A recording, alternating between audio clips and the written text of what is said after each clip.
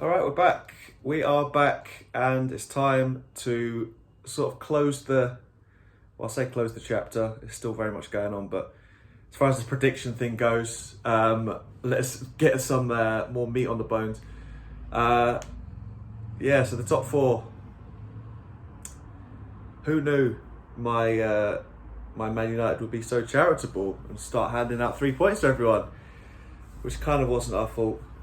The fans did get that game postponed. Then we had to play 3 games in 4 days. So, love that. Love giving out 3 points to Liverpool. Love giving out 3 points to Leicester as well. So, it hasn't really adjusted my prediction too much because a lot of these guys, as you'll see in a minute, have been dropping points anyway. So, getting points off teams that you didn't expect to get points off kind of neutralises the foolishness that's gone on, as you'll see. So, listen, let's get into it. So this is what we had last time. So my actual predictions. So I very optimistically had West Ham up until this point. So we're at now with, 3 of those teams, Leicester, Chelsea and Spurs have all played their 36 games. I've taken Spurs out of this for the next slide, just because this is it's too big a gap to mount. So West Ham and Liverpool have another game this weekend. So that's kind of TBC. But at this point, I had both of them unbeaten. I had Leicester unbeaten as well until the game they played against Man U 2 days ago. And then Chelsea, I had them dropping a few points up at this point. And overall, it was definitely optimistic. These teams at the time, certainly West Ham were looking pretty good. Leicester were looking very good. Chelsea were they're finding their form. This is before their Champions League semi-finals with Real Madrid, so they got a massive positive effect from that. And obviously, I think they've beaten Man City in that time as well in the FA Cup. Liverpool have been very consistent. Even looking at this this prediction. So at the time we had I had West Ham and Liverpool making Champions League just about on the basis that these fixtures, even looking back now, West Ham's fixtures and Liverpool's fixtures, they should. There's a few games in there. Who knew Newcastle was so good, as you'll see in a minute, and who knew that West Ham were just gonna completely implode. But I guess that's the point of doing predictions. You got to be wrong sometimes with some of these guys, anyway. So, luckily for some of these teams, they get to play each other as well, which is massive when you talk about title races or top fours. When you get to play each other, obviously you can take points off someone else, and then more importantly, someone else who's not in that little duo gets to benefit off of someone dropping. Someone is definitely going to drop points. So, the likes of Leicester and Chelsea playing each other, and I guess here Spurs, Leicester at the end of the season are going to play each other. So I had, like I said, I had Spurs missing out, even despite, according to this, some heroics, which they've not managed to do. And then Chelsea and Leicester, by virtue of having to play some tricky games, I had them missing out just because you had West Ham and Liverpool with, on paper, very winnable fixtures. So if we jump forward to the new the new state of play, you can see straight away West Ham, I don't know what they've been up to. That first game, I think it was like the day after I put the last video up, they lost to Newcastle, who at the time were relegation threatened. So a bit of context, as of literally today, Newcastle's manager has been named Manager of the Month. So that should tell you everything you need to know about why you're seeing Newcastle appear 3 times here. So they've managed to play West Ham, Liverpool and Leicester, and they're unbeaten in all 3 games, which is pretty insane. They've got Callum Wilson back, and Joe Willock from Arsenal on loan. He's been scoring some big goals, so they threw a massive spanner in the works as far as West Ham are concerned. And I think right now, if you look at the top goal difference, that's pretty big in terms of going down the stretch, because how close this is going to be.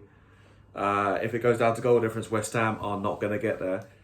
Even if they win all their games, they'll go to 67, which I have them doing. I'll say I have them doing. I've optimistically put them on 67, kind of just to see what would happen. I mean, they're still not doing too bad. I mean, they got beat by Everton. I mean, Burnley, they managed to get past Burnley. The Chelsea game was close, and the Newcastle game was close as well. They've got Michail Antonio back, who's their star striker, if you can call him that. And those 3 games, you look at them on paper, off paper, on Excel, like Brighton and West Brom are relegated. Brighton have just avoided relegation by the smallest margins, and Southampton, they get to play at home. So I mean, if you can find me someone who says they're not going to win all 3 of those, I mean, I don't know. They'll probably drop points somewhere, which means they're definitely going to be out, and that's why I've got them 6th. But optimistically, I've given them 3 wins just to kind of illustrate, even if they get 3 wins, at best their goal difference will go up to maybe 20. I mean, that's if they really smash these teams, which they're not going to. So West Ham, I'm gonna, from saying they're gonna come 3rd, I'm saying they're definitely not going to get top 4. Definite. Bank it. Put all your money on it. Mortgage your house. It's a fact. They're not going to get top 4. If West Ham, matter of fact, if West Ham get top 4, I'll stop the chat permanently. How about that? West Ham are not going to get top 4. Okay, moving on swiftly. We're going to go in a weird order. We're going to go in the order that I think they're going to finish in. So next I'm going to say Leicester. Now Leicester, as you can see, have done pretty well. They've done about as well as I thought they were going to do. If you flick it back to the old one, I had them winning their first 4 games, and then I thought they'd lose to Man United. They ended up winning the first 2, drawing with Southampton, which I guess they're away from home. They lost to Newcastle, but then they got hammered by Newcastle, hammered, and then they managed to beat Man U. So the Newcastle United games kind of offset. You'd expect them to have won one of those games and lost one of those games. So they're not a million miles off. And they are at the minute 3rd. So, they're still definitely in the driver's seat as far as what they can do. But they've got Chelsea away and then Spurs at home, which, I mean, they were off form until they managed to beat Man U on Tuesday, who did rest their whole team because they had 3 games in 4 days, as I said. But still, that will definitely give them a massive boost, because momentum is everything, especially when you're trying to grab these Champions League spots that don't normally come up, and you're a smaller team like Leicester or West Ham. So they need a point, I think, because if they get to 67, they'll beat West Ham, because even if West Ham win all their games, they'll be on 67 too, and the goal difference won't be enough. So West Ham won't be a problem. Liverpool, as I'll get into in a minute, if they do what I expect them to do, I mean, Liverpool will have to do quite badly from here for Leicester to get in with just 1 more point on 67. I think it will be 68. You need at least 68 points, which means Leicester probably going to have to win a game. If they win a game, aka if they beat Chelsea. If they beat Chelsea, obviously they're in, mathematically and otherwise, they'll be fine. They get 2 draws. It's in their hands, but obviously if Liverpool will have to drop points as well. So I think Leicester are going to miss out, because I just don't think they're going to beat both Chelsea and Spurs. I think they'll probably drop points in one of those. And I think because Chelsea get to play Leicester, at home, you've got to think, and with the goal difference, which will probably go in their favour because of those last 2 games. I think comparing Chelsea and Leicester specifically, obviously Leicester have the points at the minute. They've got 2 points extra. But if they draw that game, that Chelsea-Leicester game, that last game of the season, you'd expect Chelsea to get a few more goals to push that goal difference in their favour. So I'm going to go out on a limb and say that Leicester are going to draw both of those games, I say at best. I think they're just going to draw both of those games. And I know it says 1-1 draw, but that was optimistic. I'm going to say they're going to draw both of those games, end up on 68. Chelsea are going to at least get a draw with Leicester, and I think they're going to beat Aston Villa. So it's going to be literally a goal or two in it. So it could go either way. That game is basically top four. Whoever wins that game is definitely going to get top four out of those two, Leicester and Chelsea.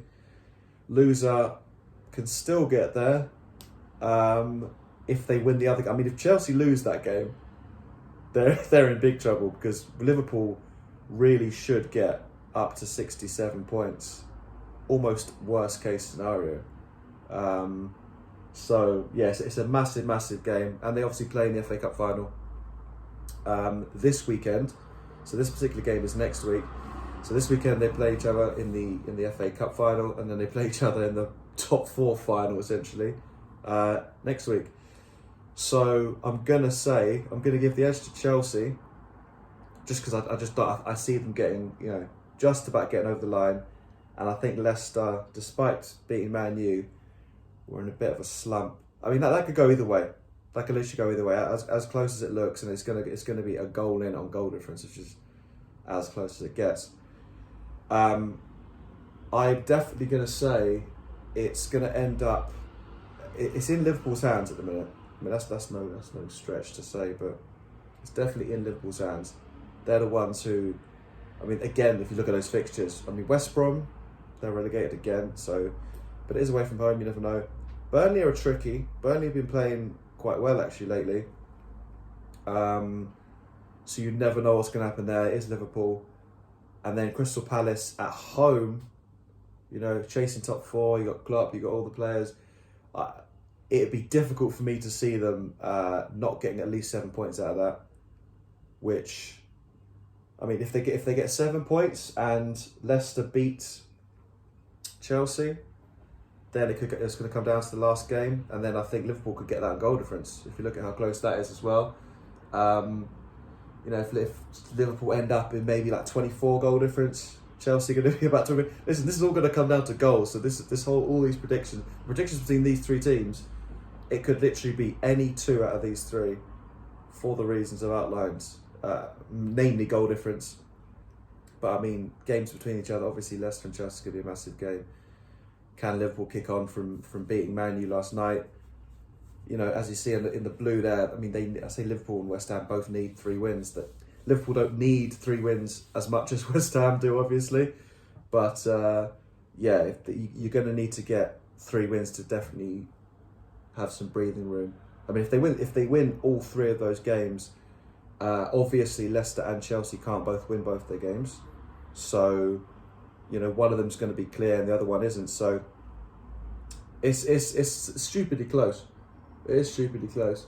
I actually can't believe how close it's ended up. Obviously, initially, I did have West Ham doing quite well, and then everyone else kind of within 3 points of each other. But it looks at this minute in time that it could go either way. I think in the Premier League, certainly this year, if that Newcastle Leicester game taught us anything, it's who knows. And then the fact that United Liverpool game got postponed and then pushed into the middle of a week, where they had to play 3 games in the week, so they had to heavily rotate. I mean, all of these things you just can't really predict, but I've done my best to give a rough overview of what I think could happen. But again, you look at these names on paper. You see West Brom, Brighton, Burnley, Crystal Palace. It's just like, on paper you'd expect these teams to win, but you never know how these things will play out. One big thing that I haven't mentioned so far is those last 2 games, the game 37 and 38, are both with fans. So the home games, which obviously is only Leicester in that Leicester Chelsea, obviously at Chelsea, are going to host that game, and they're going to have the fans there. And then the final game, you're going to have West Ham, Liverpool, and Leicester all playing home games. So, that is definitely a thing, because it's going to be full capacity. I think it's full capacity. or it's certainly going to be some fans, which is going to be massive for that home team. So we will see. I mean, West Brom are already relegated, so that could probably, they're not going to be particularly loud. I mean, they might be, but they're not going to be, frenzied. So that could play into West Ham's hands, if you're looking for any kind of comfort for West Ham guys. But Chelsea playing Leicester at home is massive, because they're going to be really up for it, especially depending on how this FA Cup final goes on the weekend. But I would expect the fans to have a big impact. But I mean, even again, looking at those fixtures, I mean, Chelsea and Spurs for Leicester is tough, but they only need to win one football game, and they can beat either of those teams in a one-off football match. So, you never really know. I mean, if Leicester beat Chelsea, then it's going to be Liverpool and Leicester, because obviously Chelsea really get 67, and I think Liverpool will overhaul them on goal difference if they match them on 67. So, the whole top four is basically, coming down to Leicester versus Chelsea at Chelsea next week, and that is that'll be all she wrote. So I think this whole thing will be, me being right or wrong is going to depend on that. And I'm going to keep doing predictions, because I think it's fun. Obviously, I've been in constant communication with mates of mine. So it's all fun. I mean, that's kind of what I like to do. I like to break things down and have a look at them. Sometimes I'll be wrong, sometimes I'll be right. Sometimes it will kind of show that you can't make predictions for certain things, which is also very true. But yeah, look forward to covering this. Look forward to covering, I guess, what happens this weekend. See if West Ham and Liverpool can keep the pressure on this weekend before the chat on Monday. So yeah, next week's going to be fun. The week after that's going to be fun, because it's going to have wrapped up everything that's happened in the last week. So I think next week's a big one. The next couple, I mean, all these weeks now coming up, there's a lot of big things coming up. Monaco's going to be next week. UFC, PGA Championship, Premier League's to be finished. All the European leagues, which are getting even closer, I'll cover them next week as well, because it's kind of non-stop over there. So yeah, hopefully you enjoyed a little impromptu chat on a Friday afternoon, and I will see you again on Monday.